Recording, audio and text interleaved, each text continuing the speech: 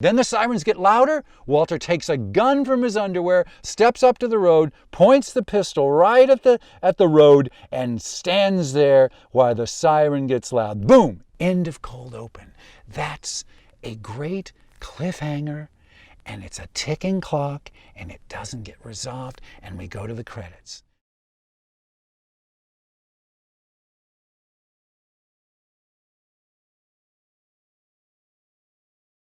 There's a wonderful speech in Apocalypse Now, which is based on Heart of Darkness, Joseph Conrad's novel.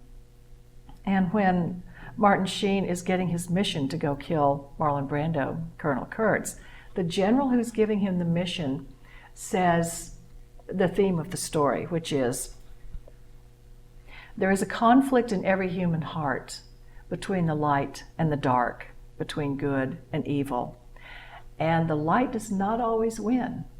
Sometimes the darkness overcomes what Lincoln called the better angels of our nature. Every man has got a breaking point. And you go, oh, yeah, that's brilliant. And so that's what we want to see in our characters. Even we want to know somewhere in the story that they have that moment, that pivot moment, when they could go down that road.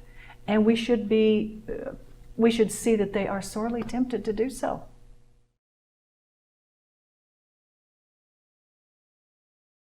One of the best pieces of advice I got that served me as a writer, but it was actually acting advice. This came from Cliff Osmond, was my acting coach. And he said he had never seen a decent portrayal of Hitler, because the person so vilified by society that no actor had ever played him from a true place. He was always a villain. And he said, you know who didn't think Hitler was a villain? Hitler. Hitler didn't think he was a villain at all. Hitler thought he was doing amazing things for this race of people. And he said, because of that, you don't get a real, honest portrayal. He said, you cannot judge your character.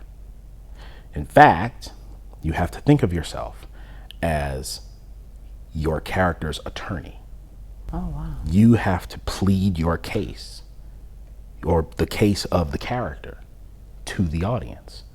You can't do that if you're judging the character. And I took that with acting, and I also took that into my writing as well. You know, everybody is coming from a place where they think they're doing the right thing. Right. You know? So I think that's really important, actually, when you're developing characters.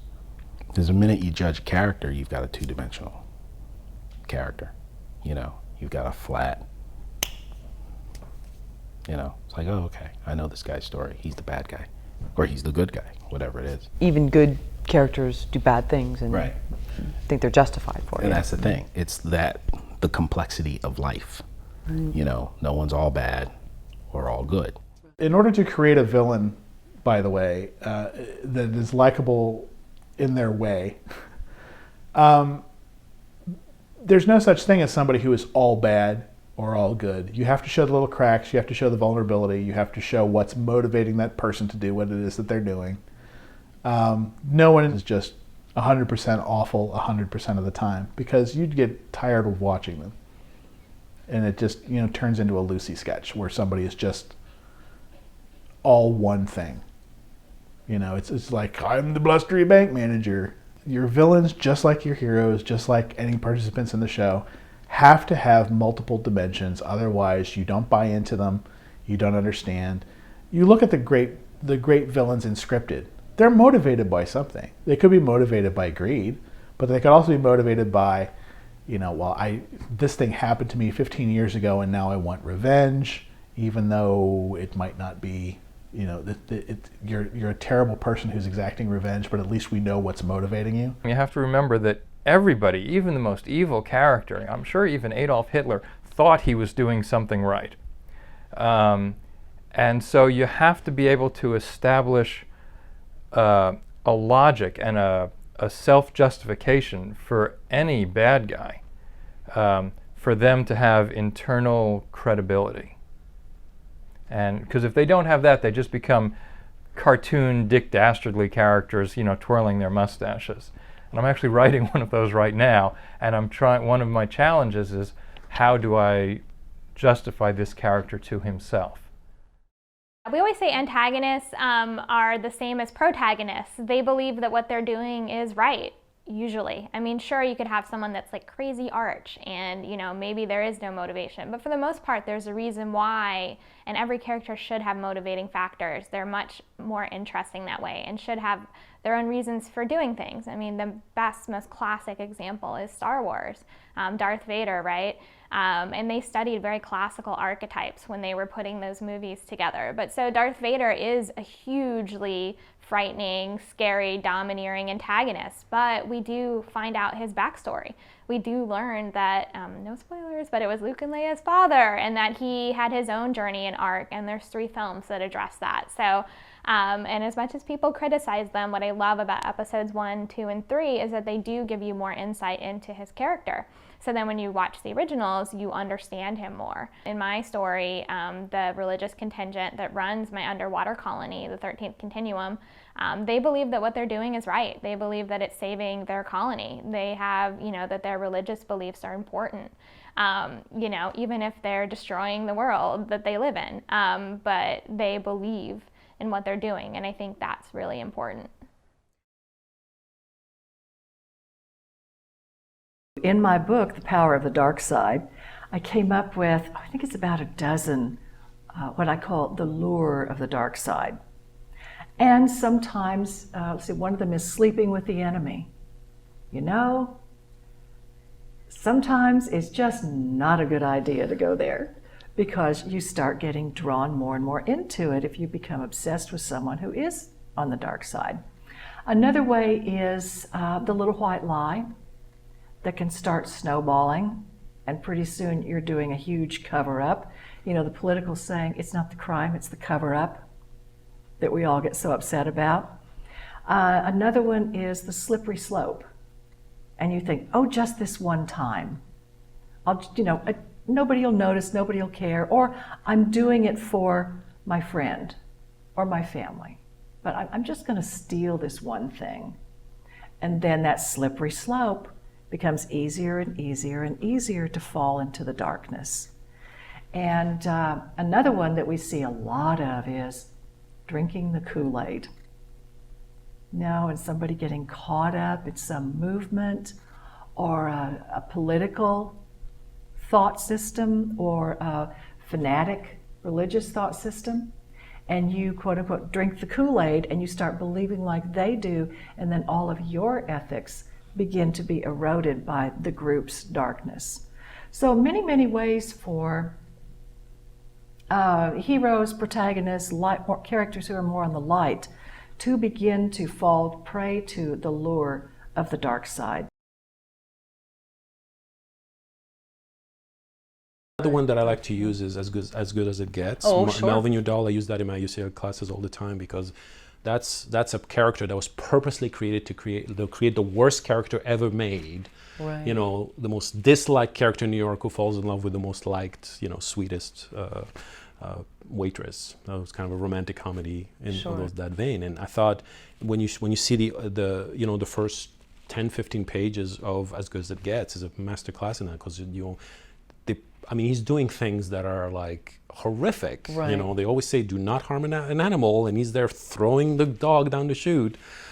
He insults people, he's misogynistic, he's racist, whatever. But as soon as he walks into that door, into his apartment, and you get to see that he's compulsive disorder, that something is wrong with him, right there, that's the first hit of feeling kind of sorry for him, Somebody could be totally bad, but when you find out they're sick, it's part of us to feel kind of sorry and kind of connect. And then there's the whole thing with the dog. Despite the fact that he threw the dog down the chute, the dog likes him. Yeah. So that's another thing. And then he takes care of it, so that's another thing. So gradually we get to really like him and connect despite his flaws. One of my all-time favorite character in fiction would be Walter White. I'm such a huge fan of Breaking Bad. And the great thing is, he's not a bad guy per se. I mean, he's making, of course, bad decisions and acts along the series. But I mean, in the first 2 episodes, you understand who this guy is, and you understand that he wants to live, he wants to feel alive again, and that's why, I mean, that's why this character has been taking all these viewers with him on this kind of crazy route to the end of the show, because people were able to follow him anywhere, because we're all Walter White, and we're all wanting to get a better life. We want to feel alive. They get a used Winnebago with all the money that Walter has in the world. But when Walter gets out of the credit union with the cash and gives it to Jesse, Jesse says to him, hey, listen, I got to know, just for my own, because what you do affects me. What you do affects me. Have you just gone nuts? It doesn't compute. Why does a guy, I don't know, 60 years old, well, it says 50, how does a 6-year-old guy suddenly just break bad? I mean, have you gone crazy? This affects me. And Walter finally says the critical thing about his core wound. Remember, his core wound is that I'm powerless. That's his core wound. And he says to Jesse the truth right here. He says, I am alive. He's finally feeling powerful. That's the critical thing to realize about Walter. It is also his unsolvable dilemma. Remember, we talked about what that was at the beginning of this lecture. His unsolvable dilemma is that he wants to take care of his family. And of course, his actions to get that are bad, really bad.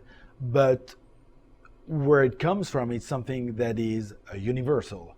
And that's why people are rooting with Walter White. I mean, the crazy thing is, at the end of the series, you're like, oh, he's been doing so many bad stuff, and I think that we were not realizing, because we were so much empathizing with him because of what he's been through and what he really wanted to have in life. The key scene for me is when, in the first season, when he has his big break with the drug dealer Tuco. I mean, he's blowing the whole place up, and then he has his money in the car. He's like yelling, and he feels alive. And I think for me, that's the epicenter of what characters on screen should be, and what I love to see about them. And ultimately, what comes across is just like with Tony Soprano. I mean, Tony Soprano was as different a character from me as there could be on the planet. I mean, I'm a college professor. I'm a privileged, advantaged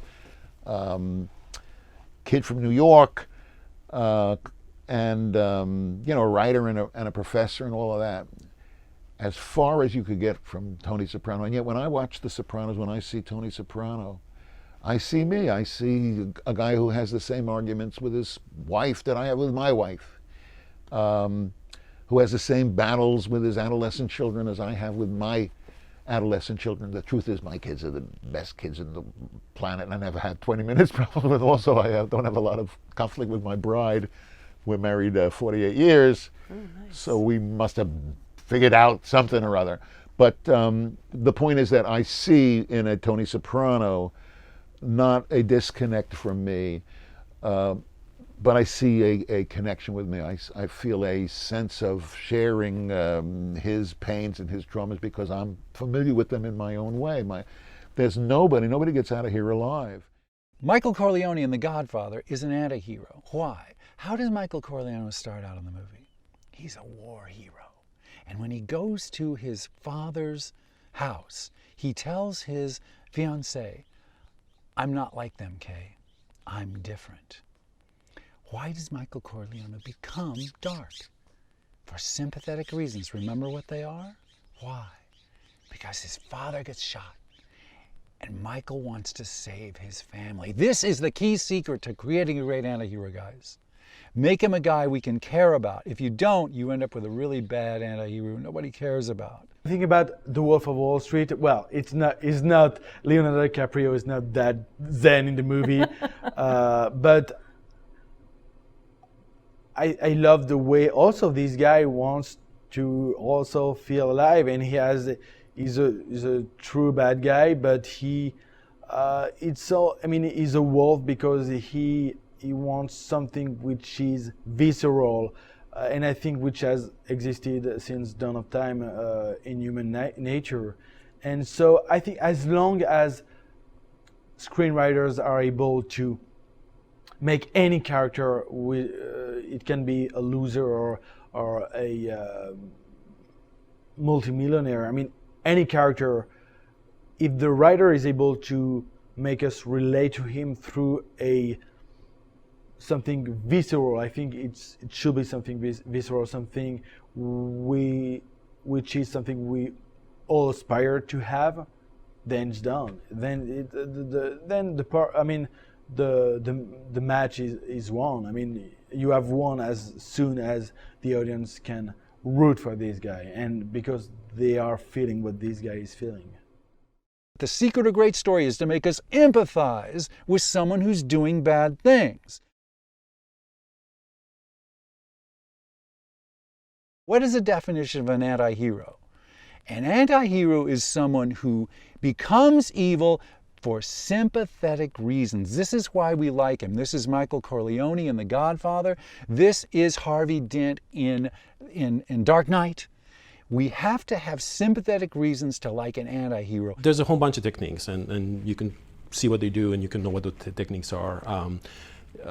For me, it's like there's three things that you do is make us feel sorry for that character. So there's little moments where you can create a moment in the story where a character is unjustly abused or unjustly mistreated or insulted or betrayed or neglected, and so it could be any character. And if that moment is there, you're going to feel sorry for that character at that moment. It takes an instant. So that's one.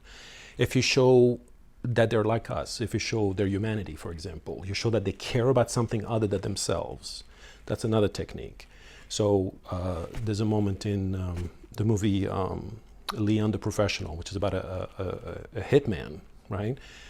And it opens with him doing a hit, and he kills people. You don't know if he's good or bad, but he goes home and he takes care of a plant, right? And that right away you say, oh wow, he cares about a plant. So he's okay, he's human.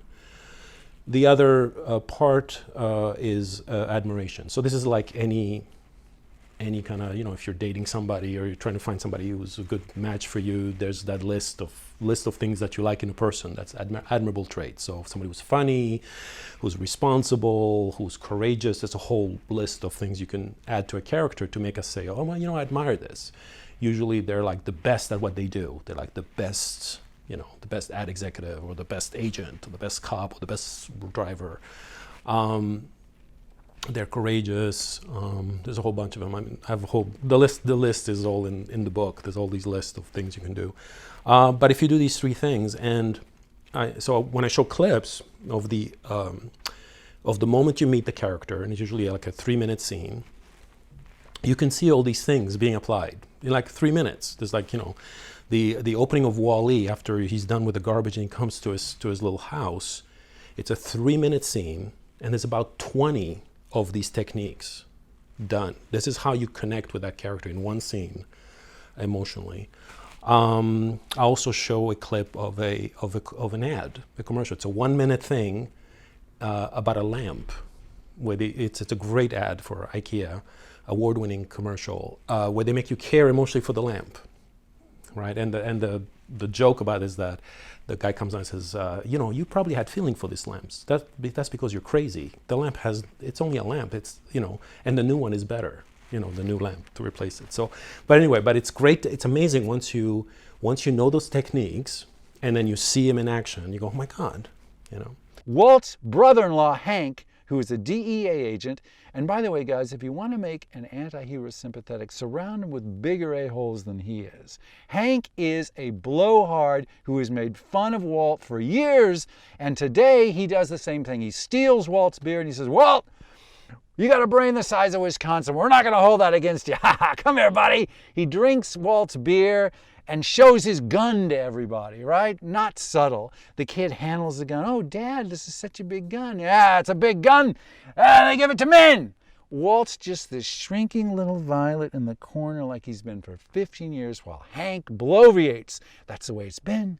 That's the way it's always going to be. I've found two ways to write villain characters. And mind you, I've noticed an interesting thing about my own writing, and this is something I'm just sort of discovering, is that I tend to not write villains. I don't like bad people. So my villains tend to be external forces, a tornado full of sharks, zombies, an enemy ship, hostile aliens, things that you don't really have to get to know. And that's something that I've just recently been discovering about myself and thinking that, you know, I've got to sort of explore writing more interesting, personal, evil characters. And how does one do that? Obviously, one can simply take all of your anger and self-justification at things that happen to you in the world and sort of bundle them and hang on to them and focus them into this character. And the other way to do it is to think of the people in your life who are pissing you off the most and then imbue your bad guy characters with some of those traits. Make sure you make your character human. Make sure it's realistic. You know, nobody's perfect, right? So when you have a character who's completely perfect, we don't really buy it. But these techniques are used for characters who are also, quote, like villains. For example, I always use The Sopranos, Dexter, Breaking Bad as a character who's technically not likable, or they do something that's kind of immoral, and yet we connect with them, we care about them. So that's how it's done. So you can use this on any character. The trick about, I mean, the thing about how you do it specifically is really up to the writer. I mean, I like to see these techniques as tools. You have these tools, and then but it's your job to apply them well, you know? I mean, you can apply them and put all of them in one scene, it's going to look ridiculous. So it's almost like a painter, and you have your brushes and your colors and your little touches here and touches there. And then the effect is artistic, but it's up to the artist, you know? I mean, you could do it badly, you could do it good, you could do it balanced. That's up to you. It's said in a lot of the magical, mystical, metaphysical lore that those who work on the dark side, you know, the dark magicians as opposed to the white magicians, and think again Lord of the Rings, you know, Gandalf versus Saruman, right? So you think, well, okay, what about karma? You do all these horrible things, you wipe out people, you kill whole planets and worlds. Well, where's the karma there? Where's the retribution? Because we want life to be in balance. Seldom is it, but that's what we'd like. So it's said that the dark magicians are able to deflect their karma. It's like they have a deflector shield around them, and they are protected from the bounce back of what they do. What they can also have is a group of devotees, apostles, followers, fans, who take the hit for them. And usually the people don't know that that's what they're doing. But you start working for a dark magician, guess what? Your life starts falling apart. It may not be just what you're doing. You're getting some of his deflected karma. Or, you know, she is directly pointing that shield to you, so it goes off of her and bounces down to the other people. But ultimately there comes a time in the life of a dark magician, in their career through the dark side, that it just doesn't work anymore. And then all that they have been holding back, whether it's aging, you know, someone who's had the youth spell, whether it's rotting from the inside out, whether it's being slain by the tools that you used to slay other people, it eventually comes back. But that karma deflector is a really good story tool.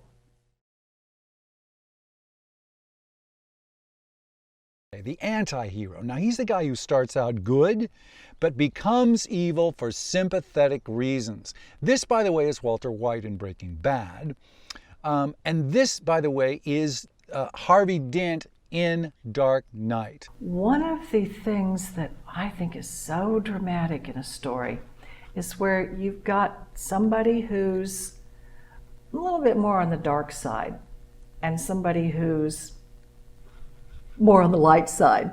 And as the story progresses, they cross, and the person who was more villainous becomes redeemed, and the person who started out being all, virtuous then becomes villainous. Now, that's just the broad strokes way to say it, but I think a wonderful example of that is in Batman in The Dark Knight, where you see Batman, who is the good guy, have to do for the sake of saving Gotham, but he has to go into the darkness to teach the people what they need to learn and to help make that next step, because he's been so blocked in what he's trying to do as the good guy. So you see that spectrum in that one character. Now, Heath Ledger's Joker was just one thing, bad, all right? But then you have, I think it's Harvey Dent is the character's name, who starts out supposedly doing good things, in politics and great for the city, and then he goes to the dark and back and forth. So watching Batman, The Dark Knight, is a really good study on how the dark in all of us can come out, and then how people who've been, I won't say lost in the dark side, can see light and find redemption. The hero is an anti-hero. It's Harvey Dent, Two-Face. Harvey Dent is a guy who starts out good and he becomes evil. And he does so for reasons that we're going to talk about are the same reasons we voted President Obama into office. This is about how the world works. Anti-heroes begin to make the wrong decisions for the right reasons because their core wound gets activated by the villain. He changes to dark from light for sympathetic reasons. When you have an action hero, you want to give them traits. What are Harvey Dent's traits in this movie? He's brave as hell, he's a risk taker, he's self-righteous, and he's willing to cut corners. Now, where do we first see him? We see him in a courtroom fighting against the corruption in Gotham City with his fiancée at his side. And when the guy on the stand pulls a gun on him, Harvey Dent just grabs the gun, pulls it out of his hand, and tells the judge, I don't even want to take a break. I got to prosecute this guy, and then I'm going to play golf this afternoon. And the whole courtroom applauds. Why? What is the power of the Dark Knight? Because it's us. You know that Los Angeles is a corrupt city, don't you? You know that our country has a lot of corruption in it, don't you? Who's fighting it? Who's fighting it? Nobody. Well, this story has a vigilante fighting it. Why is Batman important in this story? Because Batman is a vigilante fighting the corrupt forces of Los Angeles, fighting the corrupt forces that give you a parking ticket for $900, that get you into court and out for $4,000 when you know you did nothing wrong. Bribery on every level. How do we solve it? Harvey Dent will solve it. He's courageous, righteous, and good. That's how an anti-hero starts out. He's using his bravery for light. But remember, he's got a core wound. All great heroes do. Harvey Dent's core wound is that the people he loved die. He can never love. Now remember, in this corrupt city, Batman is a vigilante. And we see that in the Batman television shows too. When your world is corrupt and every official you meet is corrupt, who do you turn to for salvation? You can't turn to a cop. Who do you turn to? Maybe you turn to somebody you hire who's a vigilante, who's outside the corrupt system. Well, that's Batman. So in Dark Knight, Batman decides to run Harvey Dent for office. He wants Harvey Dent to come in and clean up Gotham City because Batman as a vigilante can't do it.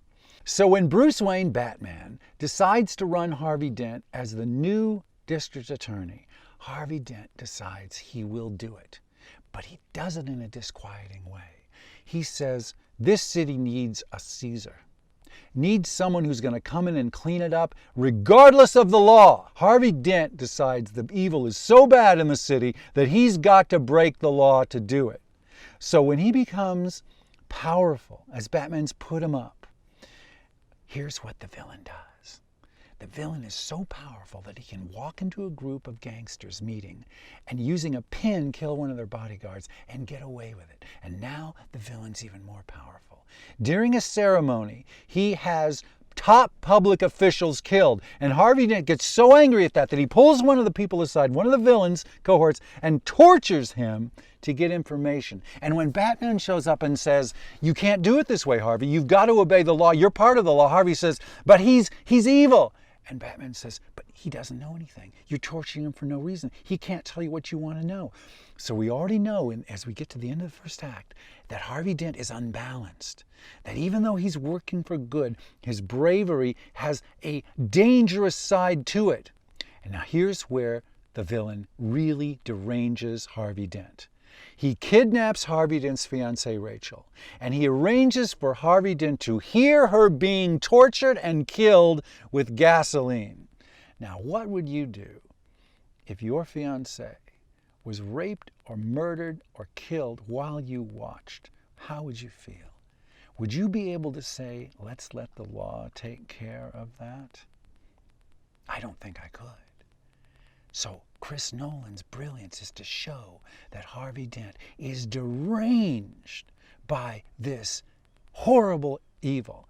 And Harvey Dent himself is burned in the same accident, burned badly, but he now turns evil.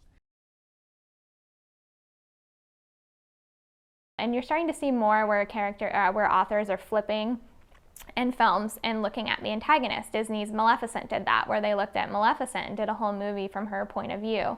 And there have been quite a few books that have done the same thing. Wicked, again, looks at the Wicked Witch of the, is it West, East? I can't remember. But it's, Wizard of Oz, but it's retelling the story from her point of view, the witch. So I think that's a really interesting exercise to think about.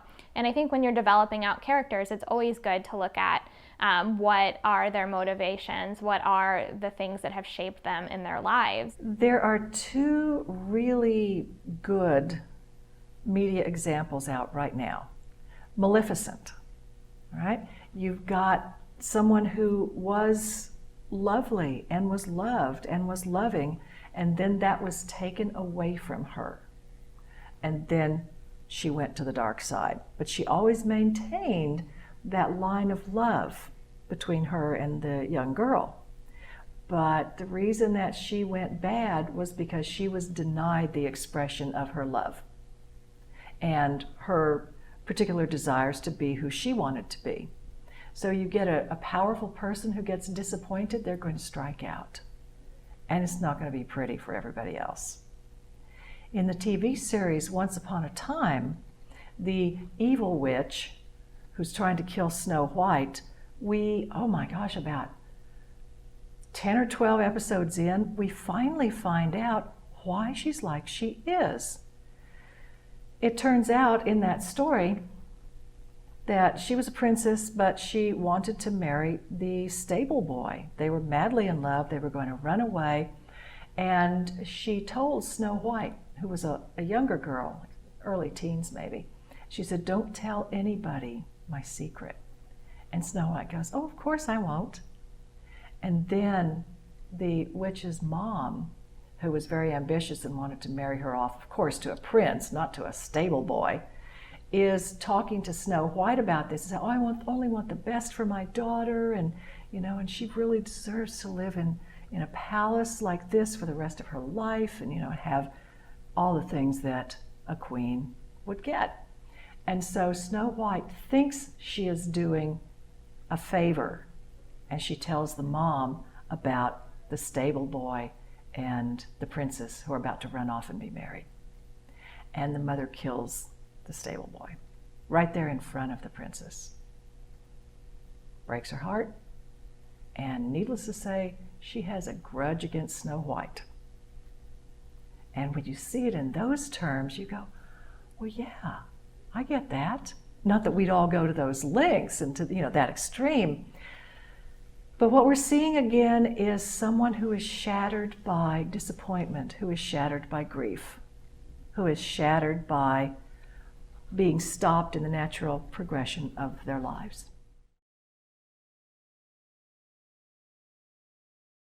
Now, let's say you've got an ajna built and you're very good at controlling yourself and controlling other people, and the physical's there, the emotional's there, the mental is there, everything's great. Well, if a person who has a developed ajna falls into the lower centers, it is bloody dangerous because they know how to control other people.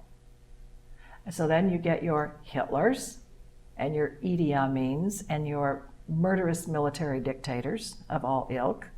You get the manipulators, the behind the scenes, House of Cards, okay? The British version. Okay, the American one's okay, but watch the British version, brilliant. And Ian Richardson plays a character who has a developed ajna center and drops into the lower solar plexus about personal power and political machinations. So for the dark side, if you want a really, really good villain, start them out or let us know that they have developed that higher ability to keep everything in balance and to manipulate and have a sense of integrity. They can pull the strings. They're very, very good at that. What would be the reason in a story that you would have someone who seems that balanced fall? Well, again, we could go back to the lure of the dark side, but mostly what you'll see when you have a character fall from the ajna down into the darkness is there has been some disappointment or setback. They've had some kind of heartbreak. Something didn't go well. See more at Darth Vader, okay? We see his background and we begin to see, oh yeah, you can kind of understand how that worked. So give your character some big loss. And maybe when they're a child, maybe they lose their dog. Okay, but then they go on to develop their ajna, but then they have another big loss, and that one breaks them. They've already got a weak spot, and then the loss of another close friend or pet just sends them down. And it's also a loss of faith. So whether or not they are religious or spiritual, it's a dark night of the soul from which they do not rise. So you shatter something in their lives, and they just go, what the heck? Why bother? I'm just going to get mine.